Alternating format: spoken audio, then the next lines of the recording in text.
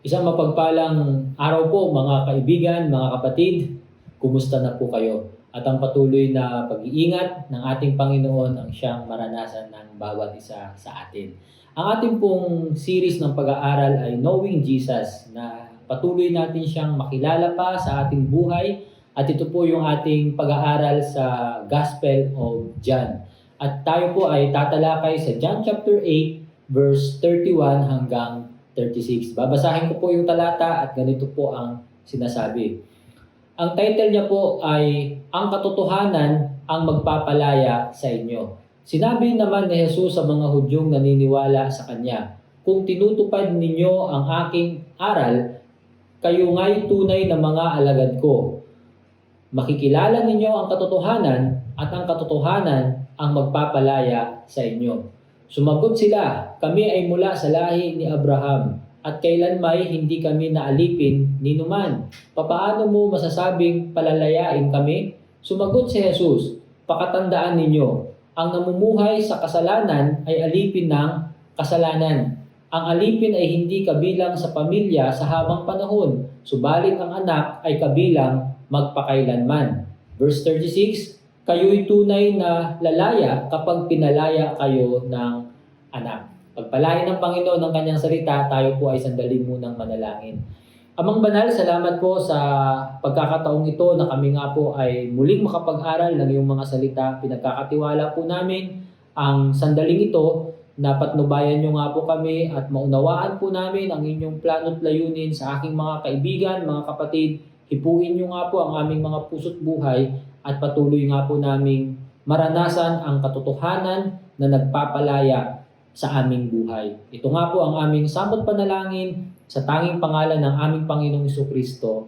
Amen. Sa ating pong pag-aaral na ito, sa aking panimula, mayroon daw mga bagay na worth dying for. Parang kakaiba, di ba? Yung mga bagay na pwede mong itaya o ibuwis ang iyong buhay sa mga bagay na ito.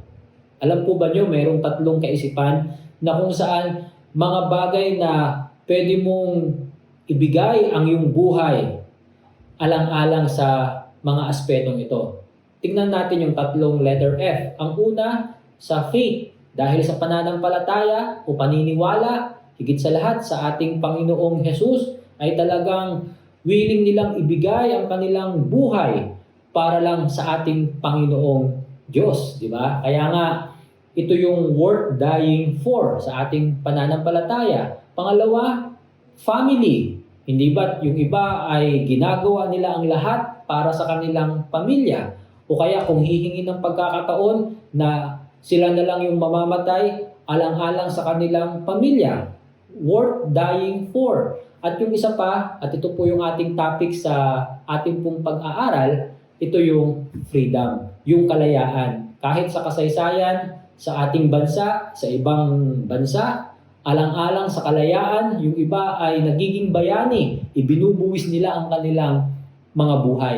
Ipinapakita ngayon dito yung ating pagtalakay patungkol sa freedom, na ganun siya kahalaga para lang maranasan natin ang tunay na kalayaang ito. Ano nga ba ang sinasabi ng Bible patungkol sa tunay na kalayaan? Ang sabi ng ating verse, bagamat ito ay nasa English na, sabi niya sa John 8:32, "And you shall know the truth, and the truth shall make you free." Malalaman natin ang katotohanan at ang katotohanan iyan ang magpapalaya sa atin. Ang picture dito na makikita natin ay yung isang taong nakagapos, yung isang taong nakakadena o nakatali na kailangan siyang palayain. Ano nga ba yung mga bagay na umaalipin sa atin na kung saan kailangan talaga natin ng tunay na kalayaan, at ito ay sa katotohanan ng salita ng ating Panginoon. Tingnan po natin ito sa tatlong bagay na ating pag-aaral. The truth will set you free. The blank for freedom. Pangalawa, how to blank freedom. At yung pangatlo, blank can set us free. Ating pong talakayin, kung hindi man natin matapos ngayon, sa susunod na linggo uli ay itutuloy natin yung ating pong pagtalakay, Lord willing. Tingnan po natin yung unang point. the need for freedom. Alam po ba nyo, kailangan mo ng kalayaan. Kailangan ko ng kalayaan. Kailangan natin ng kalayaan. Ang tanong, ano nga ba ang ibig sabihin ng kalayaan? Tingnan natin ang isang pakahulugang ito. The essence of freedom is, una, to be free from something and to be free for something. Nakita po ba natin yung pagkakaibang iyon dun sa naka-highlight na salita? Ang pinaka-diwa ng kalayaan is to be free from something, galing sa bagay na ito, at to be free for something. Tingnan po natin sa isang paliwanag. Ang sinasabi niya ngayon dito, to be free from something, ito yung mga bad things na kailangan tayong lumaya sa mga pangit o sa mga masasamang mga bagay. And then to be free for something, ang kaisipan po, ito yung maging malaya tayo para gawin naman ang mga mabubuti o ang mga tamang bagay.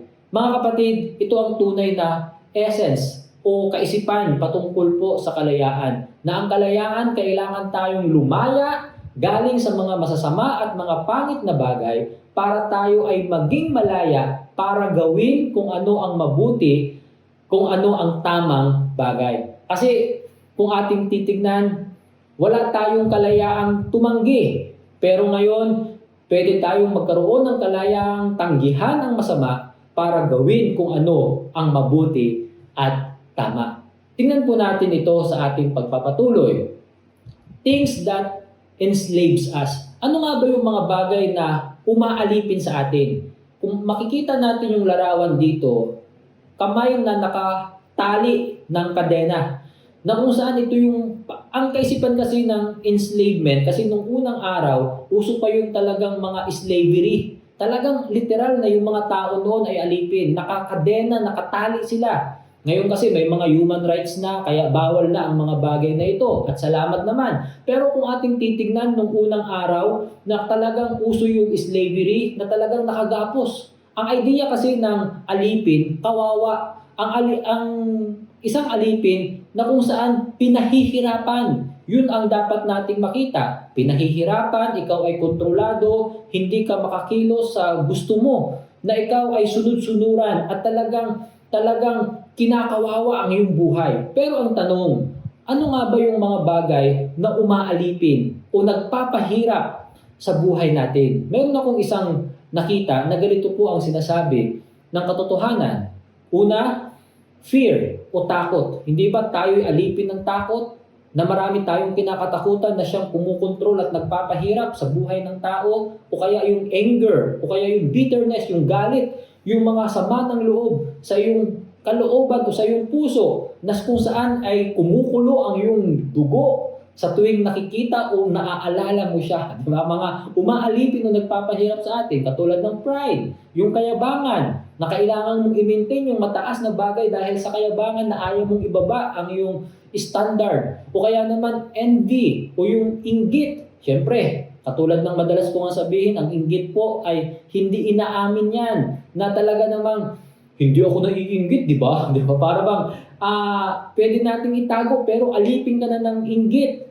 O kaya naman, worry, pag-aalala, o pagkabalisa, o kaya yung greed, o yung pagiging sakim sa material na bagay, na kung saan masyado tayong materialistic, o kaya naman nagiging makasarili. Ito nga yung pagiging gahaman. O kaya naman, kung itutuloy natin, maraming mga tao ang alipin ng pornography. Alam po ba nyo, isa sa mga problema ng young people, actually hindi lang daw sa mga young people, kahit sa mga matatanda, yung pornography, yung lust, ito yung kahalayan, yung addict sa sex, ipinapakita ngayon dito na hindi siya biro na mga bagay na umaalipin talaga sa isang tao kung hindi tayo magiging maingat na ito na yung nagpapahirap at kumukontrol o nagpapaandar ng ating buhay na nakagapos ka na hindi mo na kayang alisan dahil naging alipin na tayo sa mga bagay na ito. O kaya naman yung mga vices o mga bisyo katulad ng alcoholism, di ba? Maraming addict.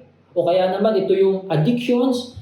Ang addictions, una, Siyempre, yung madalas nating marinig sa drugs, di ba? Nakadepende ka na lang doon. Kung wala ka nang noon ay nanginginig na ang iyong katawan at hinahanap-hanap mo kahit alam mong masama at bawal. Ito na yung addictions. O kaya naman maraming addict pagdating sa social media na para bang hindi na mabubuhay ng walang internet. Ipinapakita ngayon dito na hindi masama ang social media. Pero minsan, nagiging addict na tayo. Nagiging problema rin naman. Wala ka nang ibang magawa kundi yun na lang, di ba? O kaya naman, computer games, maraming napapariwara ang buhay. Hindi naman masamang maglaro. Pero minsan, nagiging addiction na nasisira na ang buhay. Pamilya, o kaya naman pag-aaral, kahit trabaho ay naaapektuhan. Iba't ibang mga bagay na nagpapahirap daw sa atin. At alam ba nyo, ang pinakamatinding problema ng tao, yung nakasulat dyan, sin, kasalanan. Kasalanan, mga kapatid. Ito yung talagang umaalipin sa atin. Ang kaya nga sabi nung talata doon sa sinabi ni Jesus sa verse 34, sumagot si Jesus, pakatandaan ninyo, ang namumuhay sa kasalanan ay alipin ng kasalanan. Lahat naman tayo nagkakasala. And then, yung pagkaalipin ng kasalanan, ilang beses na nating sinabi o nangako na tayo, gusto kong bumait pero hindi ko magawa, gusto ko nang magbago, gusto ko nang iwan ng mga bagay na ito, pero napansin ba nyo, inuulit-ulit lang natin sa ating buhay. Naging alipin na tayo na siyang nagpapahirap at nagpapahamak at sumisira ng ating mga buhay. Kaya nga, ang point natin, we need freedom. Sabi nung kaisipang ito, the worst enslavement is the kind we are unaware of. Alam ba nyo, ang matinding enslavement daw, yung una, ito yung unaware tayo. Hindi natin alam. Hindi natin alam, alipin pala tayo. Katulad ng picture na yan, mayroon palang nakatali sa atin. Mayroon palang nakaposas pala tayo. Alipin na pala tayo, unaware tayo. O kaya naman, or are unwilling to admit. Ito pa yung problema natin. Una, hindi natin alam, unaware. Pangalawa, unwilling to admit. Ayaw nating tanggapin. Alam mo nang may problema ka sa aspetong iyan, hindi mo tinatanggap. Nagiging defensive tayo. Hindi naman ako addict, di ba? Di ba? Para bang pinagtatanggol pa natin yung sarili nating kasalanan upang pagkakamali. Unwilling to admit. Ito yung isang mahirap na katotohanan. Hindi mo tinatanggap kahit obvious naman na mayroon na tayong problema. Pero ang sinasabi diyan, such is the deceptive and dangerous nature of sin. Alam po ba nyo, ito daw yung deceptive. Ang ibig sabihin, mapandaya. Dinadaya tayo. At ito yung dangerous nature of sin. At ito yung talagang delikado na kung saan talagang kalalagayan ng kasalanan na sinisira yung ating buhay. Naalala ko tuloy yung COVID-19 na virus na sumisira. Isang virus na talagang pwedeng maapektuhan at ikapahamak o ikamatay ng isang tao. Parang ito rin naman yung kasalanan o isang bagay na umaalipin sa atin na kung saan sinisira na tayo na hindi pa tayo aware o kaya unwilling pa nating tanggapin sa ating sarili dahil ang feeling natin, malakas naman ako, di ba? Kaya ko naman i-handle iyan, di ba? Yun ang problema. Pero not knowing, kinakain na tayo noong kasalanan ito.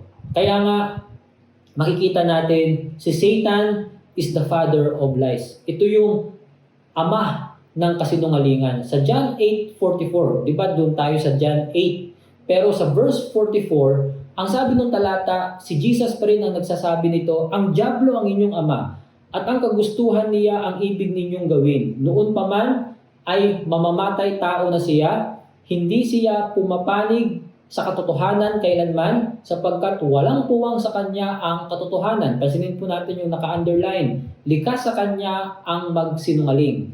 Natural lang sa kanya ang magsinungaling sapagkat siya'y talagang sinungaling at siya ang ama ng kasinungalingan. Father of lies. Si Satan, ang dyablo mga kapatid. Siya ang ama ng kasinungalingan. Kaya galit ang Diyos sa sinungaling. Ipinapakita ngayon dito, ito ang trabaho ni Satanas. Yung kasinungalingan at siya ang pinagmumulan ng kasinungalingan at si Jesus yung katotohanan. Kaya nga, ano nga ba yung mga kasinungalingan? Alam po ba nyo, kung hindi tayo magiging maingat, pwede tayong mabiktima ng kasinungalingang iyan. Pansinin natin ang mga halimbawa. Halimbawa ng mga kasinungalingan, everyone is doing it. Lahat naman gumagawa niyan eh. 'Di ba? Niloloko tayo kahit mali, porket maraming gumagawa, hindi naman lahat. Maraming hindi gumagawa ng mali. Pero hindi nangangahulugan na porket marami ang gumagawa ng kasalanan o kasamaan ay susunod ka na ba? Ang sinasabi nila, sasabay ka na ba sa agos? Hindi ba't kasinungalingan porket ginagawa niya yung mali, gagaya ka na rin ba? Kahit lason yung kinakain niya, gagaya ka na rin ba sa pagkain ng lason?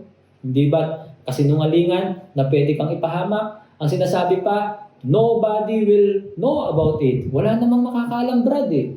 Sis, wala namang makakaalam eh. Di ba? Tandaan natin, walang lihim na hindi nabubunyag. May mga bagay na naitatago mo sa ilang panahon, pero yun nga, walang lihim na hindi nabubunyag. At natatakot ka na mabunyag, baka biglang pumutok at parang bulkan, no? Na magiging trending ka, magiging viral ka pa, di ba? Nakakatakot dahil mayroon kang itinatago. Hindi ba napakasayang mamuhay sa katotohanan na walang itinatago, na hindi totoo yung nobody will know about it? Hindi. In the first place, alam ng Diyos ang lahat ng bagay. Kaya hindi mo pwedeng sabihin na walang makakaalam. At pangalawa, walang lihim na hindi nabubunyag. Tingnan natin, do whatever makes you happy. Ito delikado rin naman po ito mga kapatid. Bakit? Hindi naman lahat ng gusto mong gawin ay tama eh. Di ba? Totoo masaya sa iyo. Pero ang tanong, makakatulong ba sa iba? Baka naman masaya sa iyo, pero mayroon kang nasasagasa ang iba. Mayroon kang nasasaktan na iba. Kaya nga, hindi rin naman tama na do whatever makes you happy. Kasi hindi naman porket masaya ka, tama. Maraming mga bagay na masaya ka, katulad sa bisyo. Pero pwede kang makasira sa iba o makasakit sa iba o kaya sisirain mo ang iyong sariling buhay din naman. Tapos ano pa ba ang mga kasinungalingan? The Bible is not reliable. Di ba? Yung iba, hindi naman totoo yung Bible eh. Hindi naman tama yan eh. Di ba? Binibigyan tayo ng kasinungalingan para hindi tayo magtiwala sa Bible. Kaya nga, si Satanas, ini-impute niya sa isip ng tao na, hindi naman totoo yan. Di ba? Huwag tayong maniwala sa ganun dahil ang Bible ay pawang katotohanan. At ang isa pang matinding kasinungalingan, God does not love you anymore. Kapag ikaw ay nagkamali, kapag ikaw ay may problema, kapag ikaw ay dumaraan sa mga matitinding mga suliranin, hindi ka na mahal ng Diyos. Di ba? Huwag tayong maniwala sa ganung kasinungalingan mga kapatid. Dahil mahal na mahal ka ng Diyos, namatay ang kanyang anak para sa iyo. Hindi pa ba sapat na patunay na namatay si Jesus Christ para sa iyo? Ang tanong, mayroon na bang namatay para sa iyo? Wala. Si Jesus Christ lang yun. Kaya nga, huwag nating paniwalaan. Ito yung mga halimbawa ng mga kasinungalingan na inilalagay sa ating mga isip para pagdudahan natin ang kabutihan ng ating Panginoong Diyos. Kaya nga, ang point, that's why we need freedom. Dahil napakaraming tao ang alipin ng kasinungalingan, kawawa, pinahihirapan ng kanilang buhay, hindi sila makakilos o makagalaw dahil sa mga kasinungalingan yan. That's why we need freedom mga kapatid. Yung pangalawang point, how to experience freedom. Kailangan mo ang kalayaan. Kalayaan. Pero ang tanong, paano mararanasan ang kalayaan? Napakagandang kaisipan. Ang sabi niya sa verse 31 and 32, basahin nga po natin ng sabay-sabay. Sinabi naman ni Jesus sa mga Hudyong naniniwala sa Kanya, kung tinutupad ninyo ang aking aral, kayo nga'y tunay na mga alagad ko. Makikilala ninyo ang katotohanan at ang katotohanan ang magpapalaya sa inyo. How to experience freedom? Tingnan po natin ang sinasabi ng verse sa ating binasa, believe in Jesus. Mga kapatid, paano natin maranasan ang tunay na kalayaan? Maniwala ka sa ating Panginoong Hesus.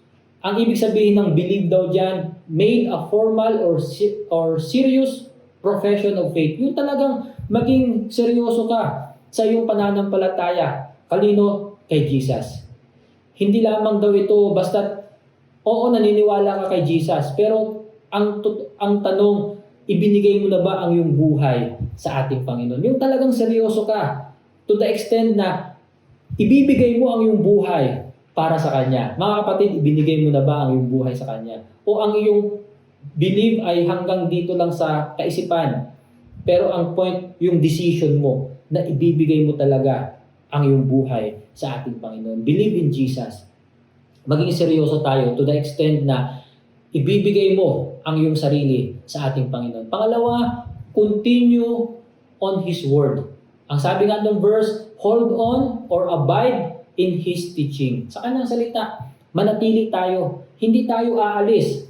Kumbaga, hindi natin dadagdagan, hindi po natin babawasan ang sinasabi ng Bible. Yung iba kasi nadadagdagan, yung iba naman binabawasan, hindi po ganon. Ngunit manatili tayo sa kanyang mga salita.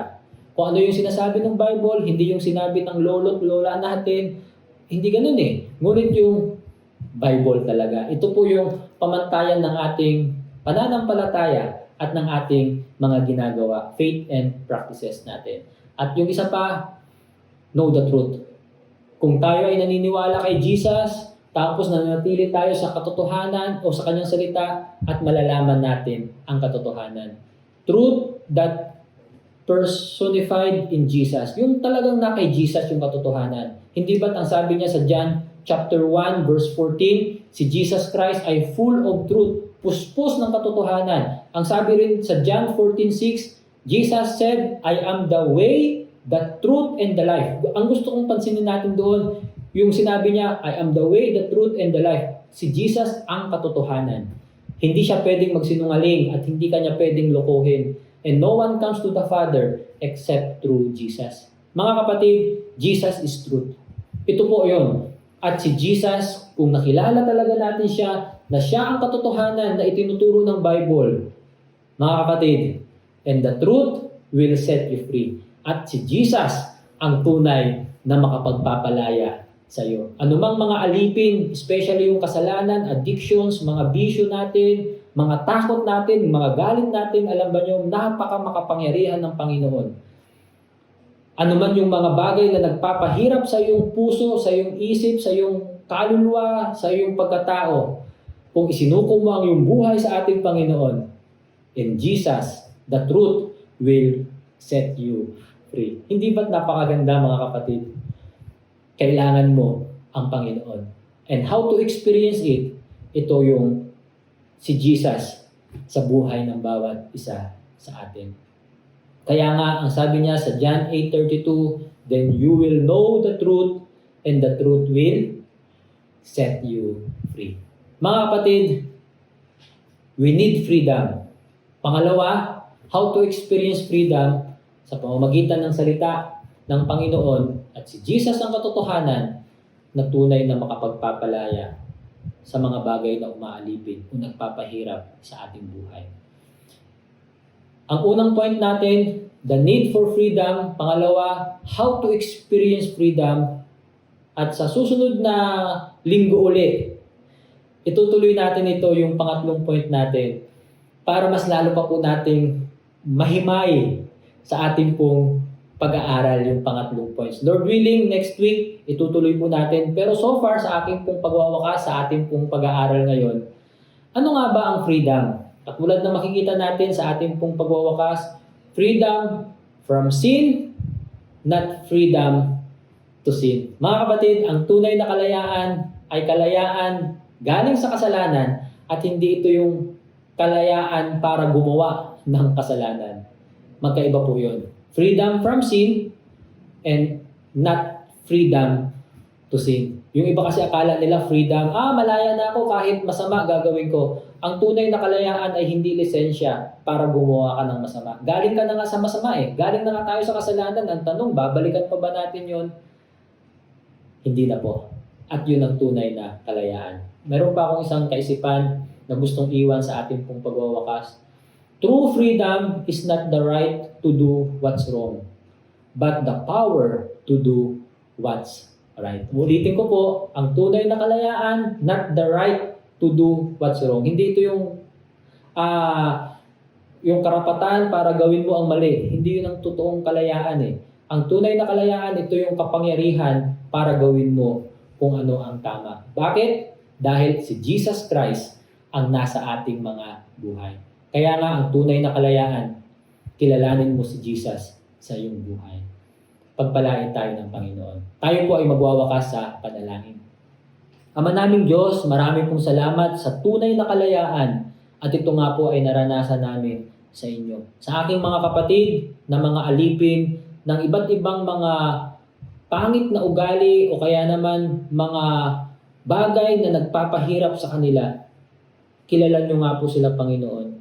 Ang aking panalangin, hipuin nyo nga po kami at tunay nga po naming maranasan ang kalayaan na nagmumula nga po sa inyo. Pagpalain nyo nga po ang aking mga kaibigan, mga kapatid na ito. At sa bawat isa sa amin, Panginoon, kilala nyo nga po kami at nais ko nga pong idulog sa inyong mapagpala at makapangyarihang kamay. Sa mga may karamdaman, Panginoon, ang kagalingan na nagmumula sa inyo. At sa lahat ng mga pangangailangan namin, kayo nga po ang siyang patuloy na magpuprovide ng mga bagay na ito. Salamat po. Sa iyo lamang po ang kapurihan at pasasalamat sa matamis na pangalan ng aming Panginoong Hesus Kristo. Amen at amen.